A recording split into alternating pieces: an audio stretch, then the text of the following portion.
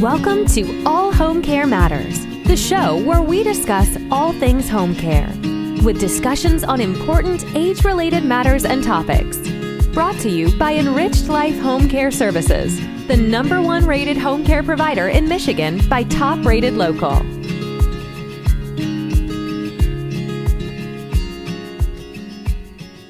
Hello, and welcome back to All Home Care Matters. If this is your first time visiting us here at the show, we want to say thank you for taking time out to be with us today.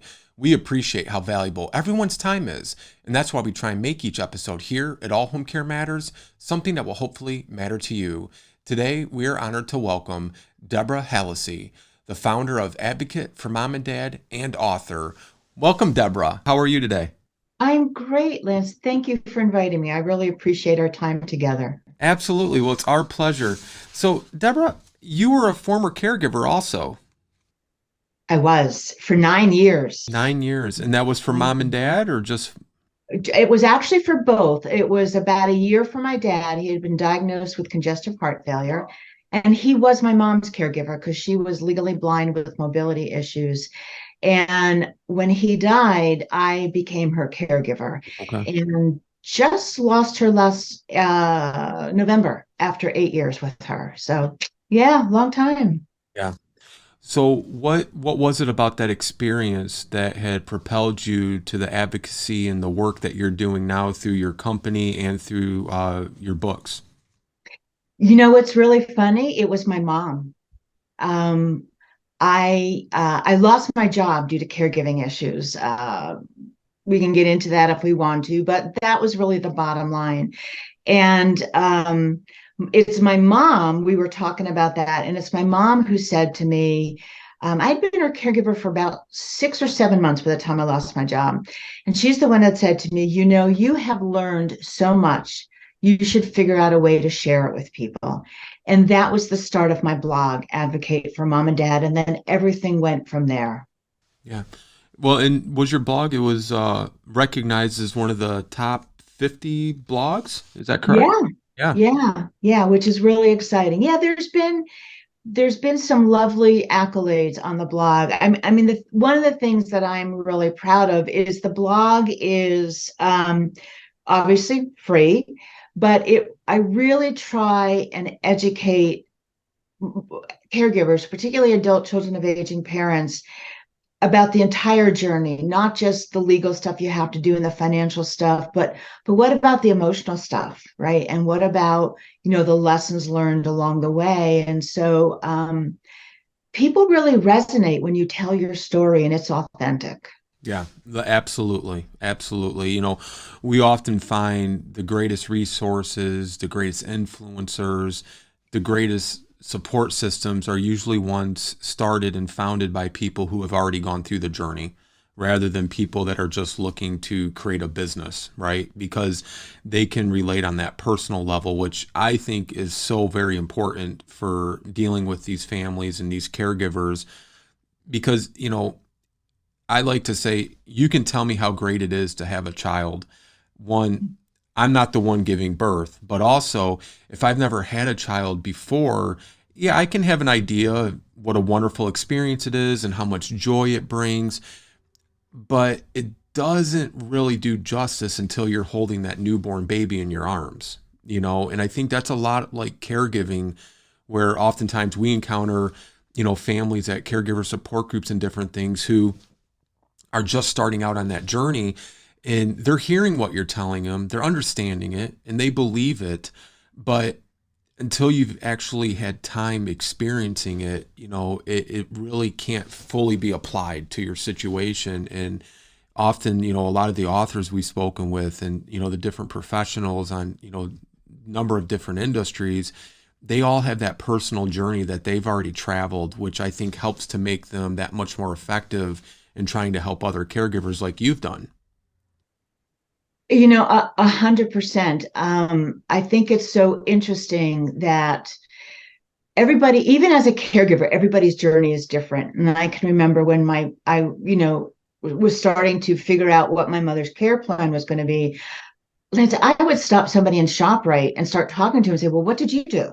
Mhm. right? What did you do? What did you learn? What helped you? But the truth of the matter is we're all so different that I find myself saying, okay, that'll work for us, that'll work for it, and coming up with their own care plan. So the more you tell your story and the more you help people understand what worked for you and why it worked for you, you're really in a place to get them thinking and being proactive and understanding, what it's going to take. And you and I both know that the next crisis, the next emergency, the next whatever, you have to adjust that plan, but you don't know what you don't know. Right. So sharing the story is incredibly helpful. It really is. Now I know you'd authored the book, a contract, your caregiver relationship contract. That was your first book, correct? Correct. But then Yes. you came back with a relationship contract for dementia caregivers. What's the difference between the two contracts, or what's the biggest difference between the books? Thank you for that question because it really is important. So let me just say that the word contract is very deliberate in both titles because I think of relationships as being an unspoken contract, right? It's what are you willing or not willing to do for the other person? How do you support the other person? What are the shared social activities that bind that together? And in the first book, I'm talking to caregivers where dementia is not part of the process, not part of the diagnosis. Because even though we know people can be stubborn, you can still renegotiate that contract with them and say, I have to set this boundary, I'd say, Mom, I can't continue. What can we do different? Right. And so you have this ongoing relationship with the person you're caring for, where things happen, you are constantly renegotiating it. What makes it really complicated is like when I took over my mother's caregiving, she and my dad had a contract and I couldn't keep it up. So there's all the emotions she had and I had around not being able to care for her the same way he did. What differentiates the one from the other? And in the first book, I talk about how to set boundaries and why important it is and how to ask for and say yes to help. In the second book, when someone has a dementia diagnosis, after the first stage, that mild stage, Uh, you can't renegotiate that contract. So what does that mean? That means we have to stop asking for permission to do the things we need to do. That means it's even more important than ever for you to set a contract with even renegotiate and set a boundary, even if it's a sibling, with the person who walks in and upsets them by saying, "Oh no, you weren't married in 1955. You were married in 1957," right? So all those skills are still the same, but you need to do it with other people. And then the book really goes into just some practical information about being a dementia caregiver. One of the things that was an aha moment for me, we always talk about the power of attorney and the healthcare directive, but in reading another book, what I thought about is we really do need to have a firearms directive, mm, right? Because that is an emotional subject for a lot of families. And if somebody doesn't believe that that person really does have dementia and they're fighting you about anything to do with firearms, that's the real problem. So in that early stage, you want to have that discussion. How do you want to handle this? Who do right, you want to give these to? All that stuff. So it it really takes, and it takes a lot more effort to be a dementia caregiver. right. 100% more effort. They look the sound, they look the same, they sound the same, and they are not the same. And that's really hard. Very hard. Even sometimes for their medical doctors and professionals too, if they don't spend enough time with them. And I call it fool's gold. It looks fine, but under the surface, it's not the same. Yeah. What advice would you offer family caregivers who are dealing with a loved one with dementia during this season of their life? What's Deb's number one, two, three tips that you would provide to families? Okay. I am going to quote Amy Matthews, the woman who helped me figure out this book for dementia caregivers. And the number one tip is you are the most important person in this care relationship, not the person with dementia. And that's really hard. But if you don't understand that and accept that, you cannot do what you need to do in terms of setting boundaries and asking for help and finding joy in the moments with that person. So I'm going to say that's number one. The second thing I would say, and this is true of any caregiver,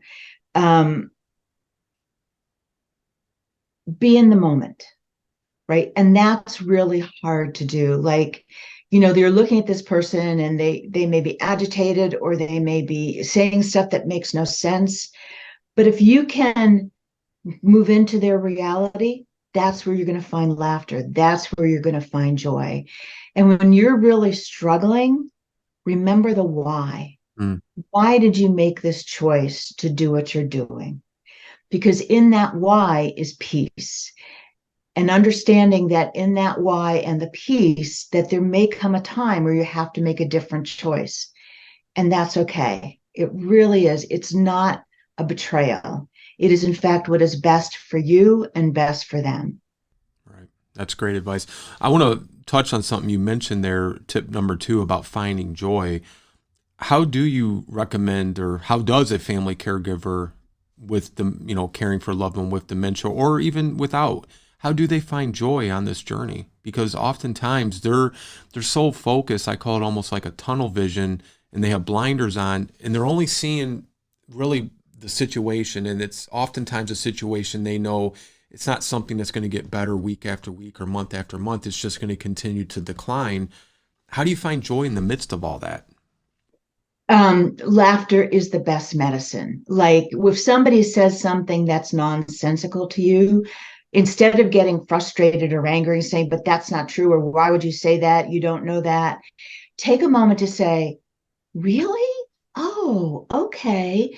So, tell me more, or give them a choice. I think about, I was working with a family support group, and this one gentleman was getting so frustrated because the constant litany was, I have to take me to the bank. You have to take me to the bank.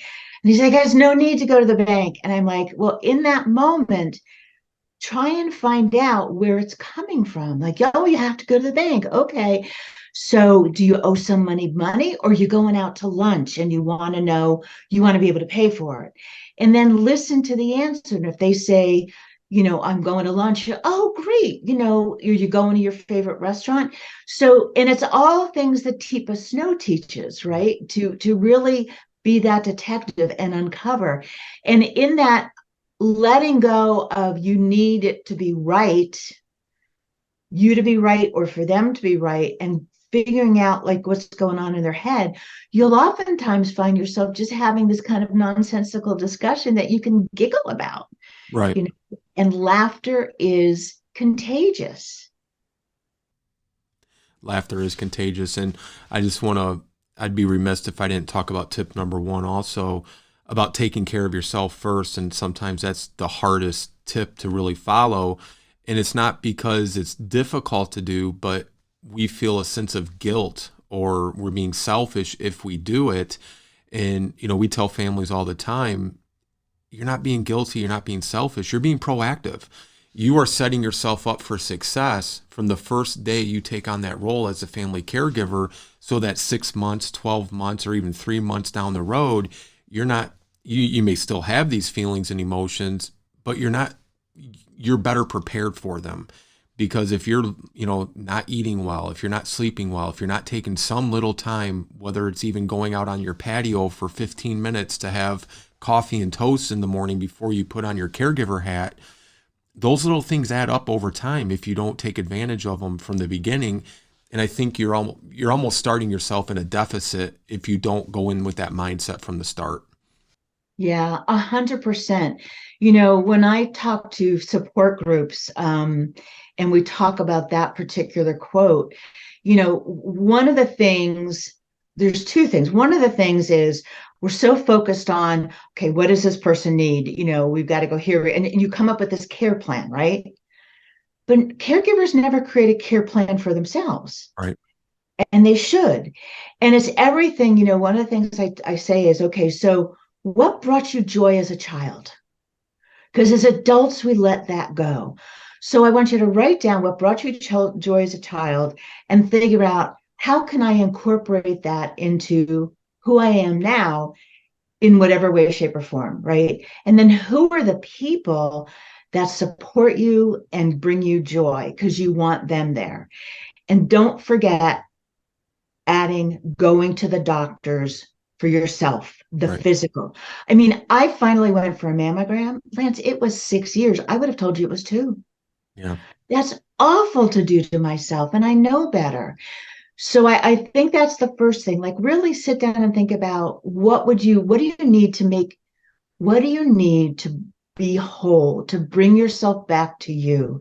Denise Brown from the Caregivers Training Academy says, you have a right to a life during caregiving. Right. And I think that's so true. I really do. Well, but part of the problem with all of this, I mean, it's easy for us to say, it's easy for people to hear, but caregivers are really bad at asking and accepting help. And would you say that it's true for you in your situation? Were you able to ask and accept that help early on? I was. Good. And that was an interesting. My dad was in the hospital for 2 weeks in October 2014, and I moved back in with my mom to be her caregiver. But I was also going to the hospital at 7 o'clock in the morning, coming home, getting her ready, getting her settled, working, because I was still working full time for a corporation. Anyway, it was a mess. It was just a mess. And I walked back into the living room in my mom's house and heard my mother say to my aunt, "Oh no, we don't need any help." I almost ripped the phone out of her hands, because all of a sudden it was like, holy God, I'm not telling her I'm drowning. Right. And so I said, "Aunt Pat, we really do need help. If you could do this for me." And then we sat down and had this conversation about, what does help look like? And that was an ongoing conversation, because, it was a kind of thing. I'll never forget. My mother sent me to ShopRite, a grocery store in New Jersey, 3 times in one weekend. I thought my head would explode. And I said to her, "Mommy, I can't do this. I have so much to do for you, and I have no time for myself. We have to get it down to one time." "Well, what if I need something?" "Well, your next door neighbor would be happy to get it for you, Mm. but she won't let me pay her." No problem. Bought a gift card to the place she shops at, gave her the gift card and said, "Here you go. My mother asked you for something, use this." And when I knew the money was running out, I gave her another one. So it kept my mom's independence and pride, because she was paying for it, but it allowed her to call and say, "Can you pick up bananas?" Which I think is really important. But it's interesting, because I will tell you that this is in both books, because asking for help is a real skill. So often somebody says, can I help you? And you'll say, "Oh yeah, can you walk the dog?" Right? Right. No, it needs to be that old corporate adjective, a smart ask. Is it specific, measurable, attainable, reliable, and time bound? So when you make that list, you're going to say, "Can you walk the dog Mondays and Tuesdays between 5 and 7 for 20 minutes? Because if they can't do the day or the time, they'll tell you.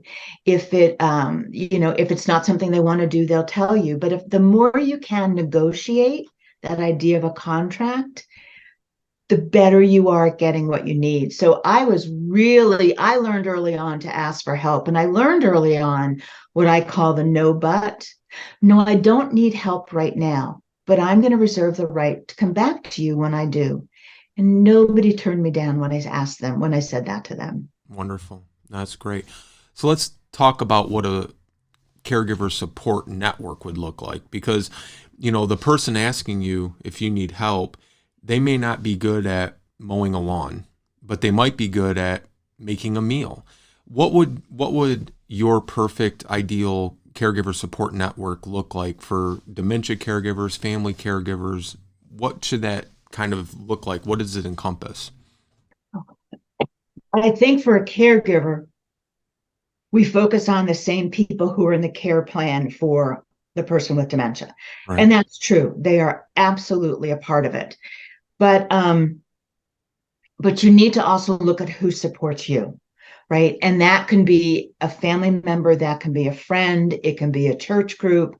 And I always go back to, well, I will be honest, there were people in my life, and particularly in the beginning of caregiving, and everybody has opinions and they don't mind sharing, right? Who would say to me, oh, your mother would be better off in assisted living. Why are you keeping her at home? I put those people aside for the moment. Some I brought back into my life and some I have. And so my rule was, if you don't understand and can't support me in this in the way I need to be supported, then I need to just put you aside for right now. Right. And I'm okay with that. And sometimes the aside is a relative, and that's really hard, but that's really important. And so having people who, you can vent to, having people you can laugh with, having people who can go to the store for you, that all of those people are critically important. And I will say that for me, I'm very fortunate that I have a strong family and friends support group. And I understand not everybody has that. Right. And so you really do need to look outside of that to professional dementia support groups, to online groups, to whatever that is that supports you in what you're doing.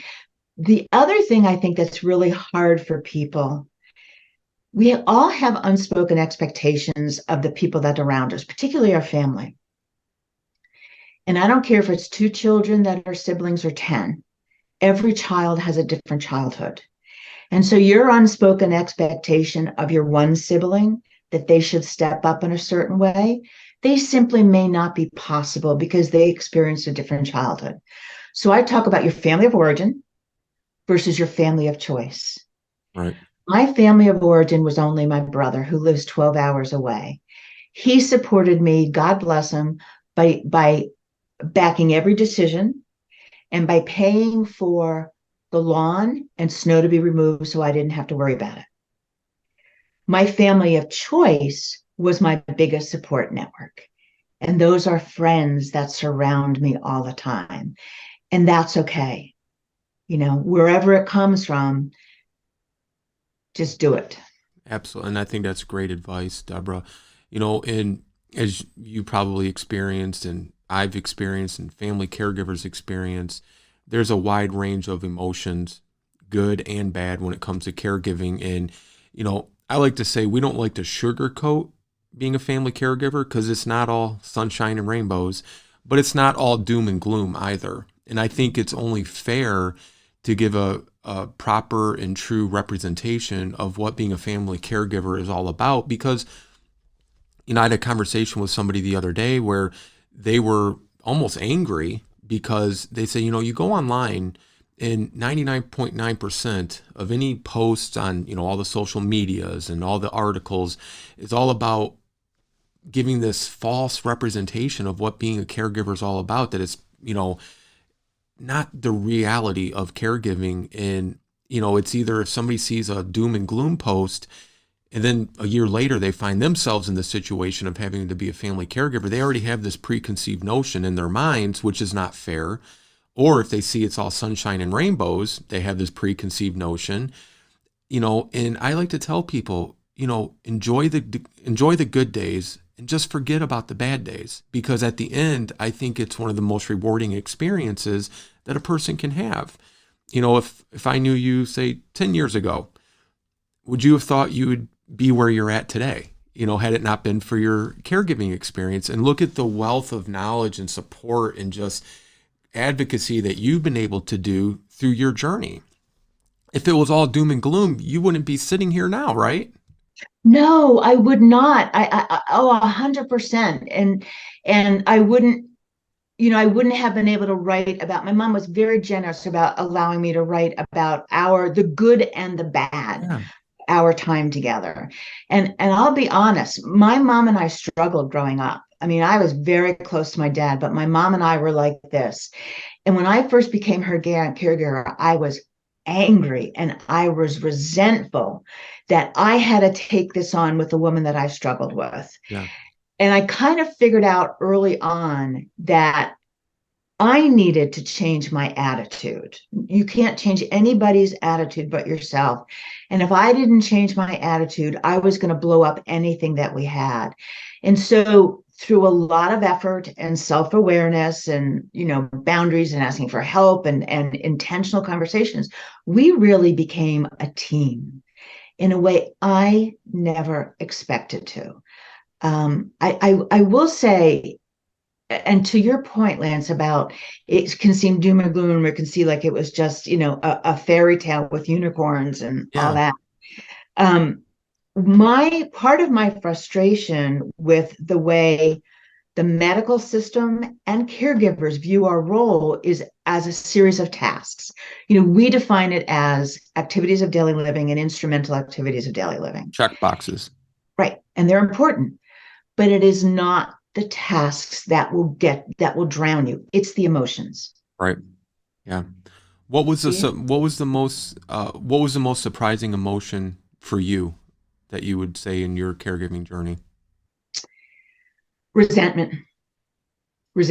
I was very resentful in the beginning, how my life had changed, and I had no idea when this would end. Right? I was 58 when it started and 65 when it ended, and that's not even counting my dad. Right? And I had been thinking about where I might want to retire to and planning a trip to Italy, and all of that just ended. Right? Now I could have still gone to Italy, right? And all that good stuff. And some people will say I should have, but I could not reconcile being that far away if my mother needed me. Sure. Right? And that was my choice. And in making that very deliberate choice, I said, okay, that's okay. There's still time. This isn't going to go on forever. But it was absolutely resentment. Yeah.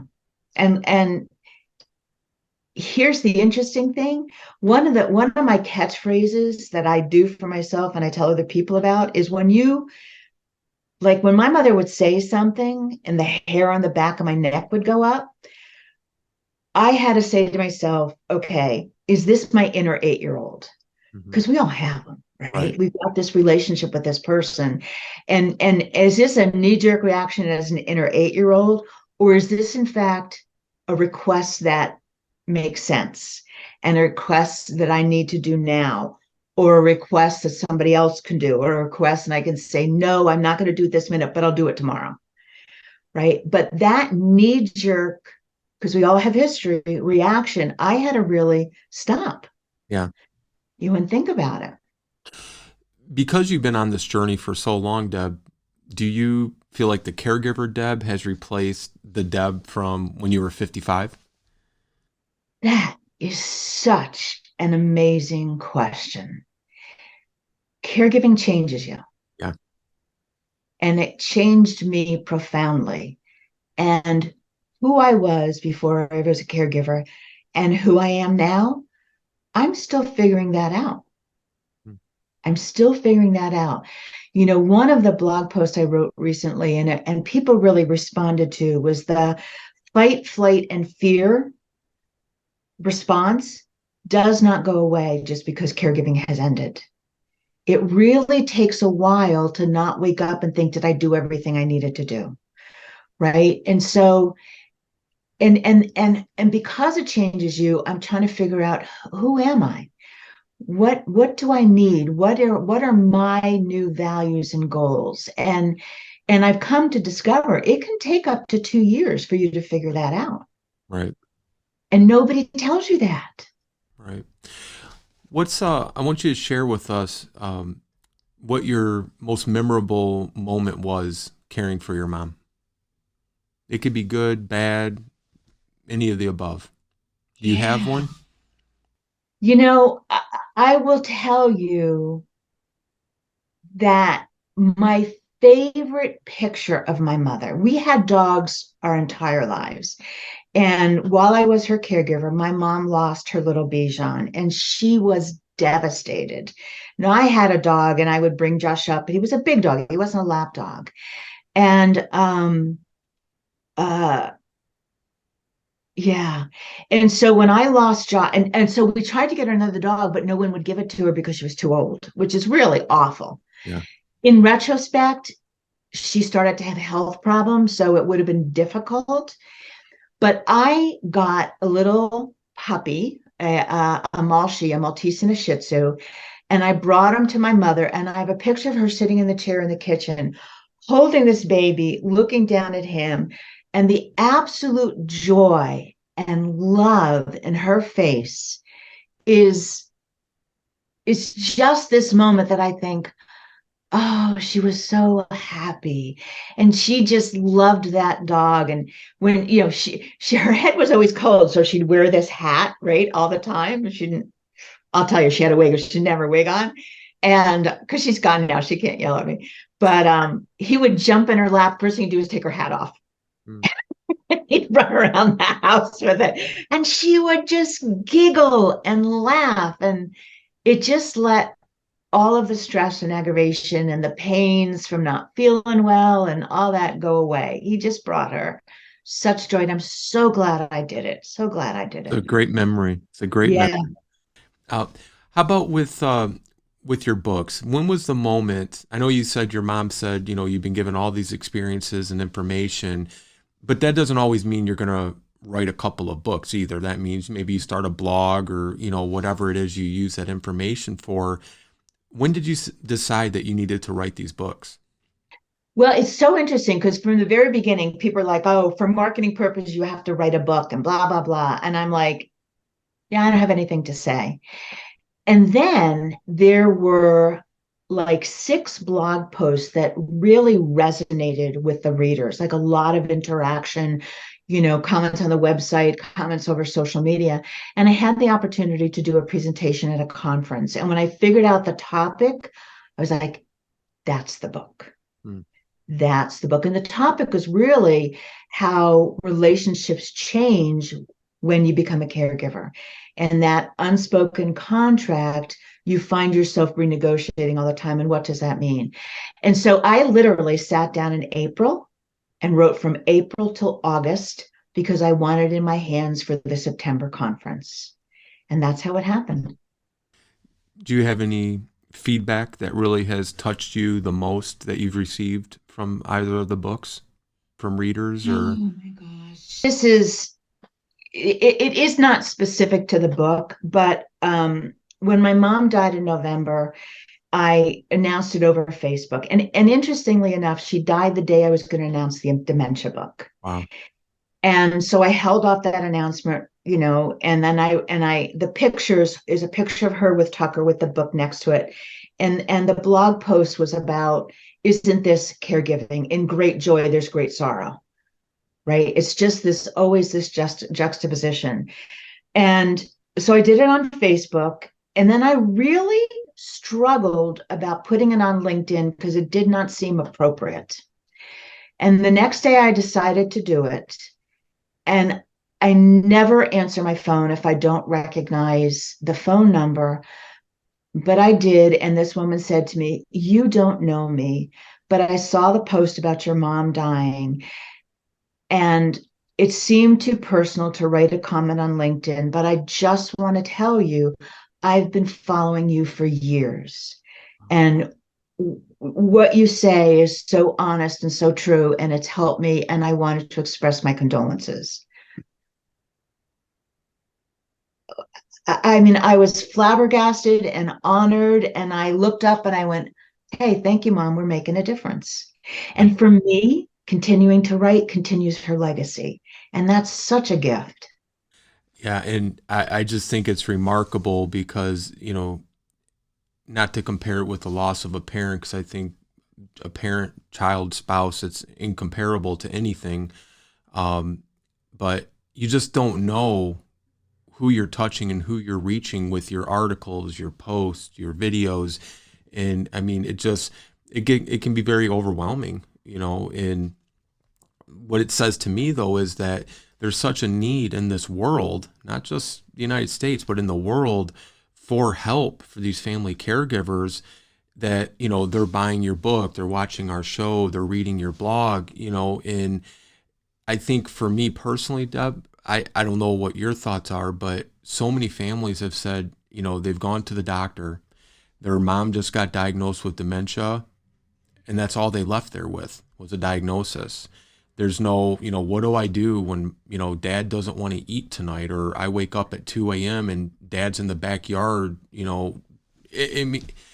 I just think there's there's a disconnect in, the doctors in the healthcare community do tremendous work, but there's a lack of connect between the healthcare side and the social side, where we need to bridge that gap, where we're supporting these families for what they have to deal with when they get home. Not only support them for their loved one, but like you've mentioned, support the caregivers who are there too, because they're the ones in the thick of it, and they need the support almost as much as their loved ones do, because again, it's the old saying, what happens to you, if I get sick, and I'm your caregiver, and I just applaud you and admire your tremendous work you're doing. I'm glad to call you a friend. And my last question for you today is, where's Debra Hallisey in 5 years?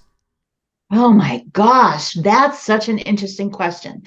Well, I have another book in me. I will tell you that. All right. So I want to start writing it next year.